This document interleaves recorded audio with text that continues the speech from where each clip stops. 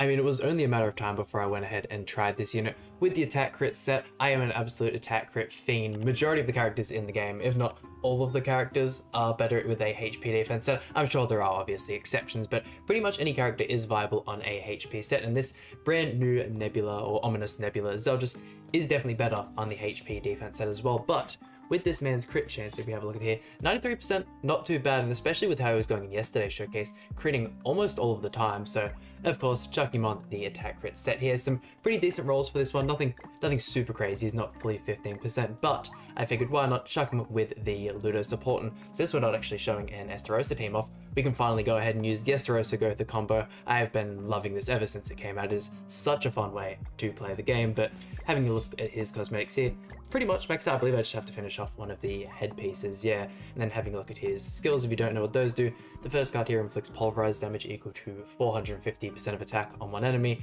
If the hero's ultimate move gauge has 4 orbs or more, removes 1 orb from the enemy's ultimate move gauge.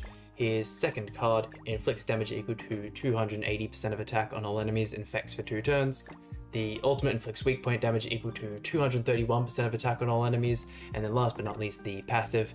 In PvP, every applicable ally on the battlefield increases those allies' attack-related stats by 4% and decrease all enemies' attack by 6%, the applicable allies being demons and characters with commandments, so those characters like Loxini and Droll still get the full use of that passive there. But unfortunately, no level 100 for the Gotha. I still have yet to level 100 majority of the box. The amount of SSR pendants they give you is just not enough. However, we are getting closer to the 10 million there. Still missing just one of the non-level 100, or the top 100, I should say, PvP characters, but going to be using Ludo, which by far one of the best characters in PvP, and let's dive in.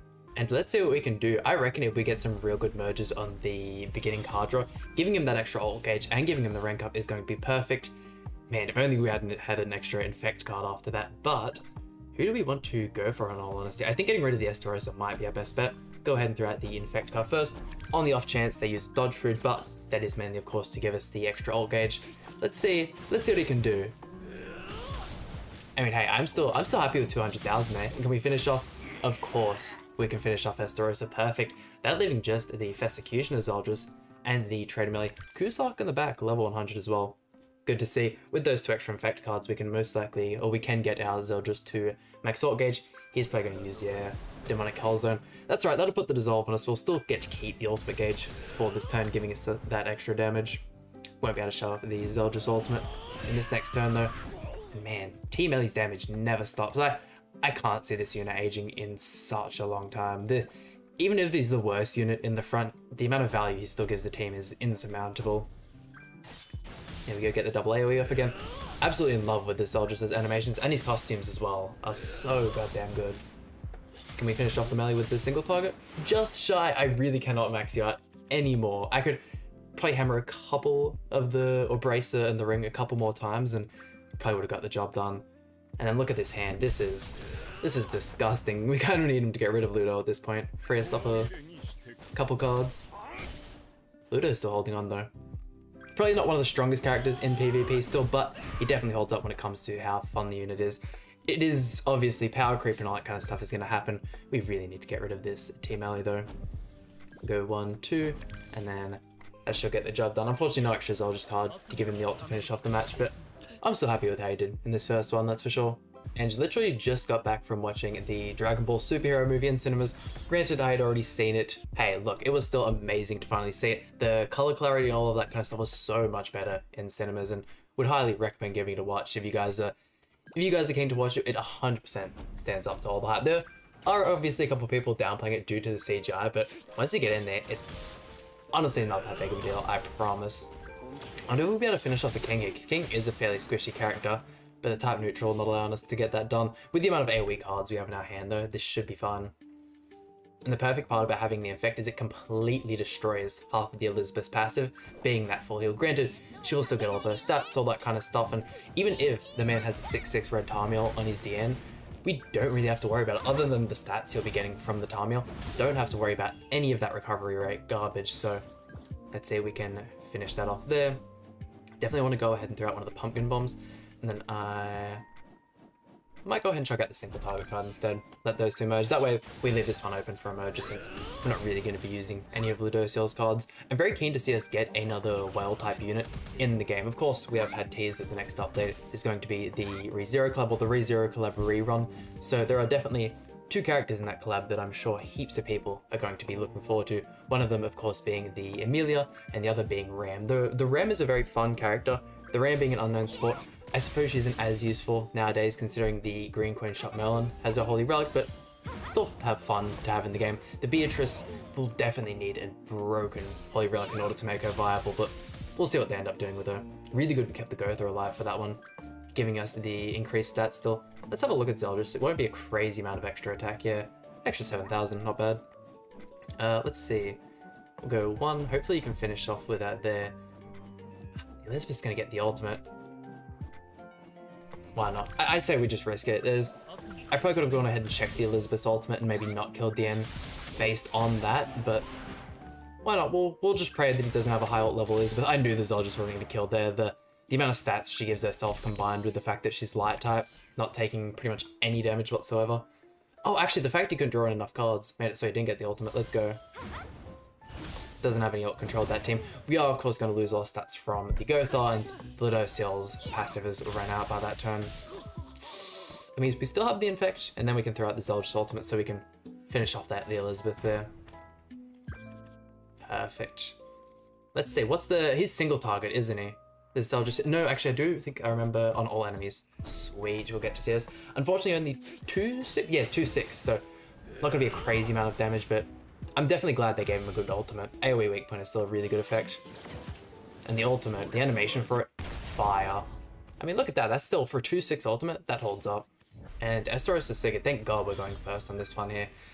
Although this is still a really scary matchup for us. I know we can most likely get rid of the Esterosa right out the gate. Do we still risk it though? Why not? The AM melee Sigurd, although is very, very strong, should be fine. He will get the full Sigurd passive, the triple buff right out of the gate, but that's whatever. Oh damn, that AoE is so good still.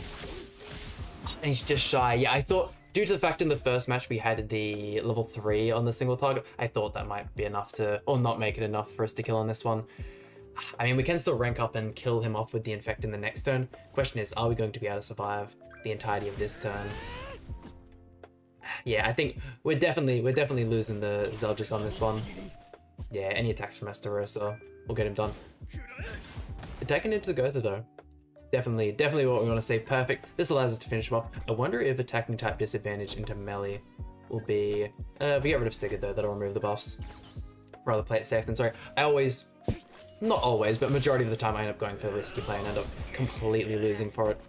300,000 damage. I really would have liked them to have given him the double AoE. Even just giving him Infect and Dissolve, I feel like would have been best case scenario. Or instead of Dissolve, giving him the same AoE card that this Zeldris has here. The Ragnarok Barn has the same ult control card. It's the Demonic Hellzone card for Zeldris. I can't remember the one for Barn, but giving him that there would have been perfect.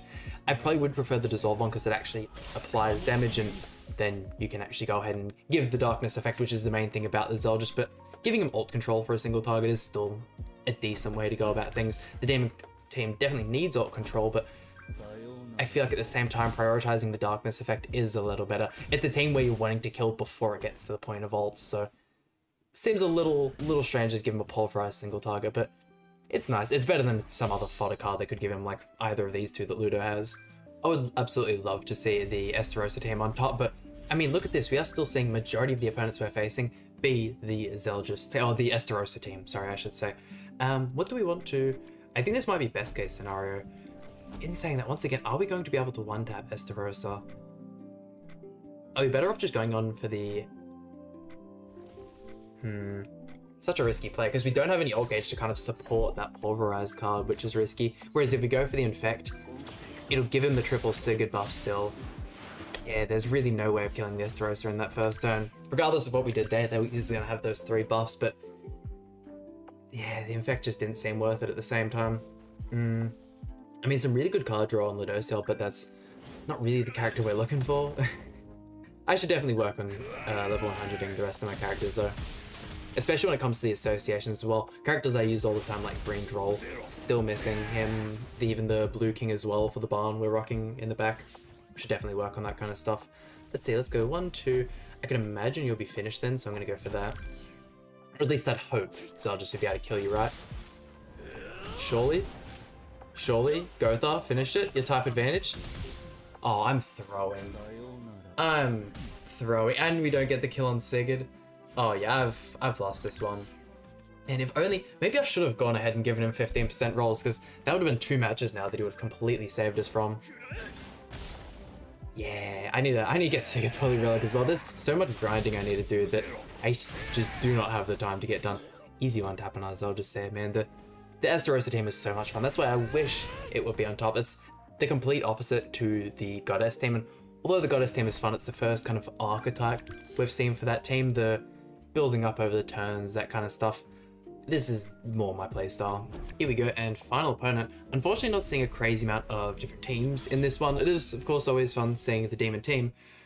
Oh man, double AoE. This one might just be an instant loss as well. Let's see, we could try go for a slower approach, but even then, trying not to attack into the melee as much as possible. But in this turn, he's going to be able to do the triple AoE, which is going to make his stats so inflated that it might be hard to win. But with that extra card, we might be able to just finish the Estarossa off. Gonna have to see that. I definitely think this is going to be the best play, because as we've seen in the previous matches, trying to go for the turn 1 KO on Esther without the merger on the Pulverize card is kind of deadly. Yeah, there we was 100% expecting that one there, and really excited to see what this Demon Hendrickson would look like with a Holy Relic. If you were to give him a stat buff as well, absolutely godly. Let's go 1, 2, and let's inspect his stats first, see how much. Yeah, an extra 200,000 that we're gonna have to chip through. It's so obviously much better using Hendrickson. I don't even think we're gonna make a dent in Estarossa in all honesty. Yeah, unless, even if this AoE cut, oh, not AoE. This level 2 card were to completely popped off with full crits there, we were just doomed for. He's obviously not meant to be a crit character, which is why, please, if you're going to use this ZELDRIS or summon for him, build him the HP defense set. You'll most likely have one from using the Festicutioner ZELDRIS, but it is so much more worth it doing him HP def. Also, since we have the full encroach here, we can watch his Esther completely tear us apart. There we go, and that about does it for today's video. If you guys have made this far, by all means, leave a like on the video. It definitely helps me out a ton. And if you made it this far, you obviously like what you see, but I've been thinking of trying something out, whereas I do this whole kind of intro thing, showing off the character skills, all my gear and that kind of stuff at the beginning of the video. If you guys would be interested in maybe me trying it just for a couple of videos, trying all that stuff at the end, just so we can pretty much jump straight into the PvP matches. And then for those of you who are interested in the gear, all that kind of stuff, by all means watch to the end and we'll be able to run over that, the character kit, all that kind of stuff. But ZELDRIS still an absolute blast to use. Super fun on the attack crit set, however. As you can see, they're not the most viable thing in the world. Definitely going to be swapping him straight back to the HP defense set. Costume is absolutely fire though, but once again, that just about does it for today's video. Hope you guys enjoyed. Please hit like, button, subscribe. It really means a lot to me, and I'll see you guys for some more Grand Cross content.